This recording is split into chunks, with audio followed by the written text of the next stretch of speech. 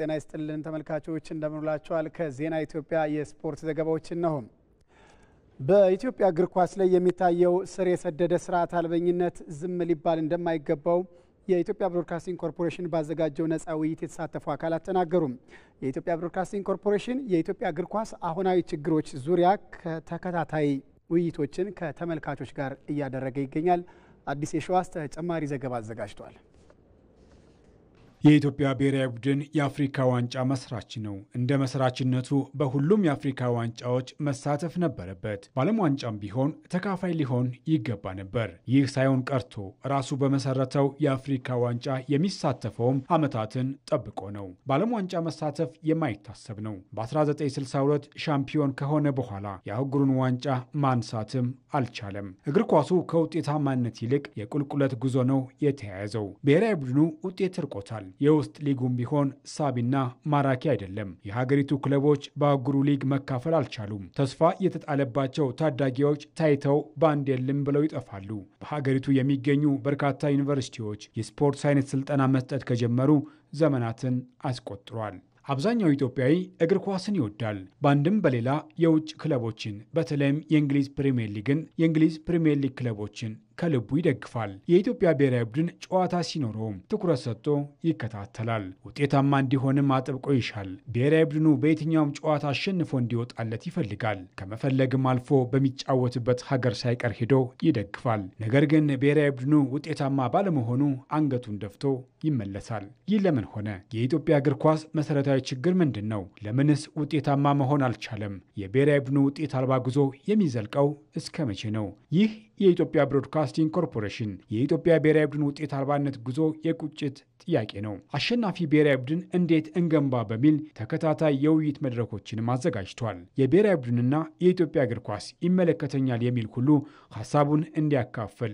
ነፃ የውይይት መድረክ አዘጋጅቶ አወያይቷል። የመፍትሄ ሀሳቦችንም ተቀብሏል። በእግር ኳሱ አሉ የተባሉ ችግሮችና የመፍትሄ ሀሳቦች በነፃ ውይይቱ በኢትዮጵያውያኑ ተነስቷል። እንዴት ብሔራዊ ቡድን ወደ ኋላ እየተመለሰ ደስታውን ይገልጻል ለማለት ነው። አሁን ጅቡቲን አሸንፈን ደስታችንን እየገለጽን እንገኛለን። የኢትዮጵያ ብሔራዊ እግር ኳስ ቡድናችን መሰረታዊ ችግሮቹ ምን ናቸው ብለን በጥናት ተመስርቶ መፍትሄ ማስቀመጥ፣ ነገር ግን በእቅድ የሚመራ መሆን መቻል አለበት።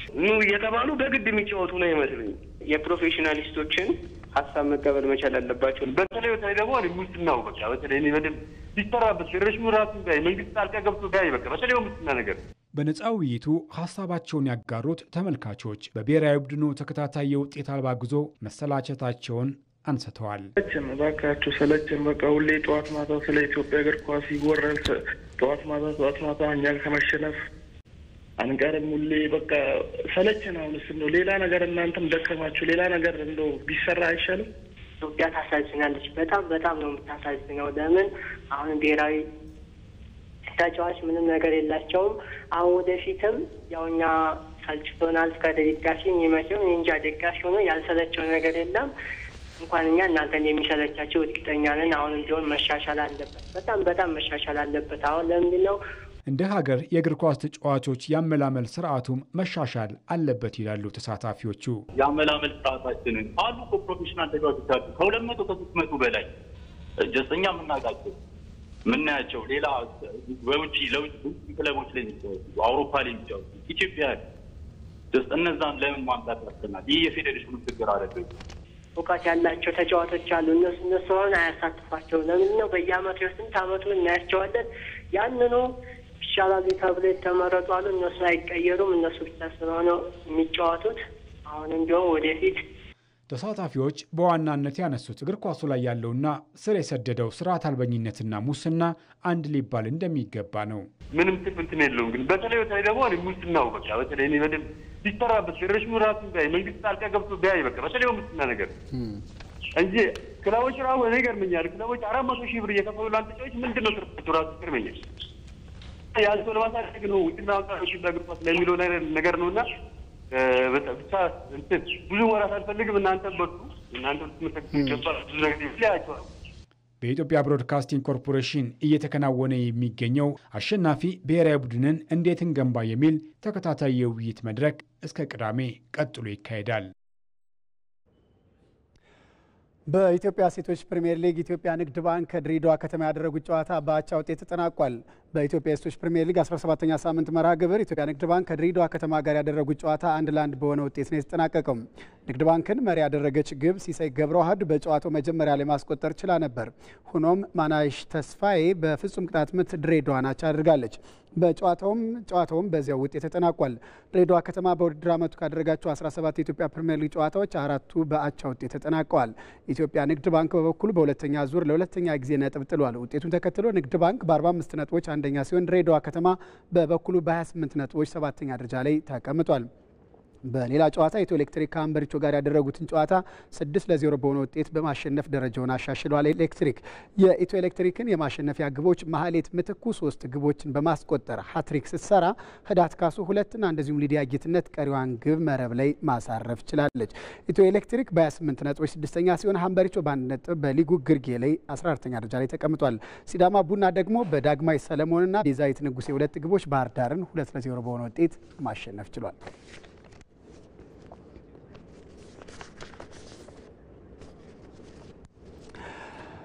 በደቡብ አሜሪካ ሀገራት ማጣሪያ አርጀንቲና ብራዚልን በማሸነፍ 4 ጨዋታ እየቀራት በ26ቱ የዓለም ዋንጫ ተሳታፊ መሆኗን አረጋገጠች።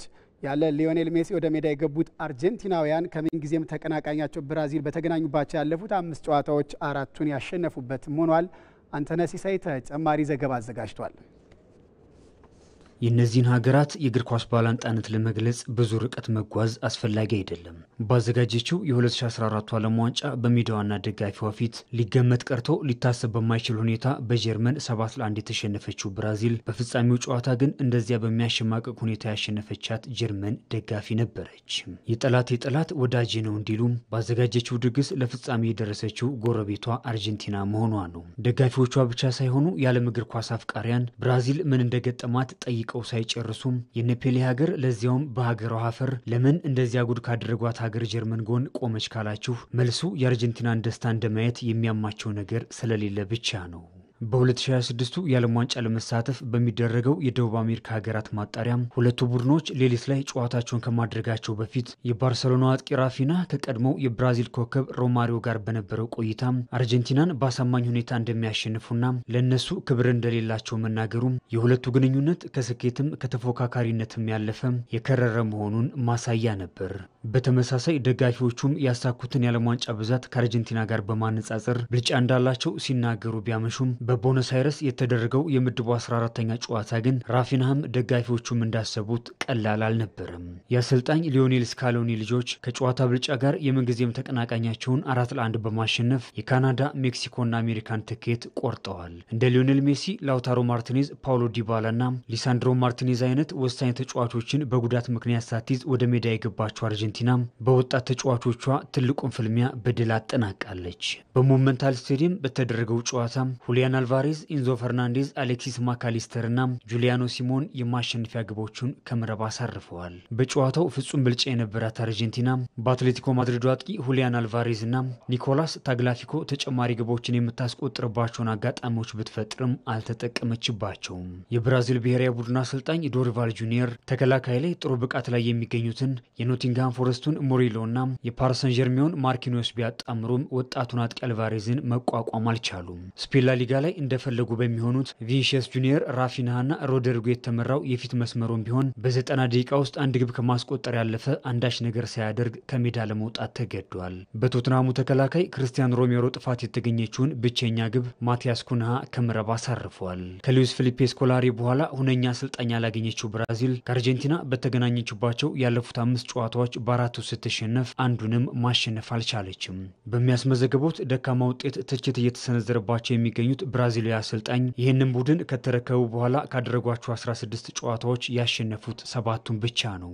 ብዙዎች አርጀንቲና ያለ ሊዮኔል ሜሲ ሙሉ የሚሆን ብሔራዊ ቡድን አይደለም ቢሉም አሰልጣኝ ሊዮኔል ስካሎኒ ግን ፋታ የማይሰጥ ብቻ ሳይሆን ያገኛቸውን እድሎች በሚገባ የሚጠቀምና አስፈሪ ቡድን እንዳላቸው ያሳዩበትም ሆኗል። በ2022 የኳታር ዓለም ዋንጫ አርጀንቲናን ከ36 ዓመታት በኋላ ወደ ክብር የመለሱት አሰልጣኙ አሁንም ለሌላ ክብር የሚያበቃ ቡድን እንዳላቸው በዓለም ዋንጫ ማጣሪያው ማጣሪያው እያስመዘገቡት ያለው ውጤት በቂ ማሳያም ይሆናል። 10 ሀገራት በሚሳተፉበት የደቡብ አሜሪካ ሀገራት አድካሚ ማጣሪያ አርጀንቲና ገና 4 ጨዋታ እየቀራት በ31 ነጥብ ማለፏን ስታረጋግጥ የ5 ጊዜ የዓለም ሻምፒዮኗ ብራዚል ከተቀናቃኟ በ10 ነጥብ ዝቅ ብላ 4ኛ ደረጃ ላይ ለመቀመጥም ተገዳለች። በሌሎች ማጣሪያዎች ቬንዙዌላ ፔሩን 1-0 ስታሸንፍ፣ ኮሎምቢያ ከፓራጓይ ደግሞ 2-2 ተለያይተዋል። ቺሊ ከኤኳዶር የተገናኙበት ጨዋታ ደግሞ ግብ ሳይቆጠርበት 0-0 ተጠናቋል። የ2026 የዓለም ዋንጫ የአፍሪካ ዞን 6ኛ ዙር ማጣሪያዎች ሲጠናቀቁ ሞሮኮ፣ ጋናና አልጄሪያ የማለፍ እድላቸውን አስፍተዋል። በዓለም ዋንጫው 6 ጊዜ አፍሪካን የወከለችው ናይጄሪያ ደግሞ አጣብቂኝ ውስጥ ገብታለች። ዮሴፍ ሹምዬ ተጨማሪ ዘገባ አዘጋጅቷል። ለ2026 የዓለም ዋንጫ በቀጥታ ተሳታፊ ከሆኑት 3ቱ አዘጋጅ ሀገራት በተጨማሪ ጃፓን፣ ኒውዚላንድ፣ ኢራንና አርጀንቲና ከወዲሁ ትኬታቸውን ቆርጠዋል። ሌሎቹ ሀገራትም ወደ ታላቁ መድረክ ለማቅናት ማጣሪያቸውን እያደረጉ ሲሆን እስካሁን አንድም አፍሪካዊት ሀገር ማለፏን አላረጋገጠችም። የአፍሪካ ሀገራት የዓለም ዋንጫ ማጣሪያ 6ኛ ዙር ጨዋታዎች ከተጠናቀቁ በኋላም አልጄሪያ፣ ጋና፣ ሞሮኮና ግብፅ መሪነታቸውን አጠናክረዋል። ናይጄሪያና ቱኒዚያ ደግሞ አጣብቂኝ ውስጥ ወድቀዋል። በምድብ 1 ግብፅ አሁንም የምድቡ አናት ላይ ትገኛለች። በ6ኛ ዙር ጨዋታቸው ሴራሊዮንን 1-0 የረቱት ፈርዖኖቹ እስካሁን 16 ነጥቦችን ሰብስበዋል። ቡርኪና ፋሶ በ11 ሴራሊዮን በ12 ግብፅን ሲከተሉ ጅቡቲ ላይ 6 ያስቆጠረችው ኢትዮጵያና ጊኒቢሳው 6 ነጥቦች አሏቸው። ጅቡቲ በአንጻሩ እስካሁን መሰብሰብ የቻለችው 1 ነጥብ ብቻ ነው። በ7ኛው ዙር ማጣሪያ ደግሞ ግብፅና ኢትዮጵያ፣ ጊኒቢሳውና ሴራሊዮን ይገናኛሉ። በምድብ 2 ደግሞ ሴኔጋል፣ ዲሞክራቲክ ኮንጎና ሱዳን አንገት ለአንገት ተናንቀዋል። በ6ኛ ዙር የማጣሪያ ጨዋታቸው ሴኔጋልና ዲሞክራቲክ ኮንጎ ተጋጣሚዎቻቸውን በተመሳሳይ 2-0 በሆነ ውጤት ሲያሸንፉ የምድቡ መሪ የነበረችው ሱዳን ከደቡብ ሱዳን ጋር አንዳቻ ተለያይታለች። በዚህም የምድቡ መሪነትን ዲሞክራቲክ ኮንጎ በ13 ነጥቦች ስትረከብ፣ ሴኔጋልና ሱዳን በኩል 12 ነጥቦች በግብ ክፍያ ተበላልጠው ሁለተኛና ሶስተኛ ደረጃ ላይ ተቀምጠዋል። ቤኒንን 2-0 የረታችው ደቡብ አፍሪካም ምድብ 3ን በ5 ነጥብ ልዩነት እየመራችው ነው። በዚህ ምድብ የምትገኘው ናይጄሪያ ደግሞ አጣብቂኝ ውስጥ ገብታለች። በኤሪክ ቼሌ የምትመራው ናይጄሪያ በ6ኛ ዙር የማጣሪያ ጨዋቷ ከዚምባብዌ ጋር አቻ ስትለያይ በ7 ነጥቦች 4ኛ ደረጃ ላይም ትገኛለች። ከምድቡ መሪ ደቡብ አፍሪካ ጋር ያላት ልዩነት ወደ 6 ከፍ ማለቱን ተከትሎም 6 ጊዜ በዓለም ዋንጫው መድረክ አፍሪካን የወከለችው ሀገር ከፍተኛ ስጋት ውስጥ ወድቃለች።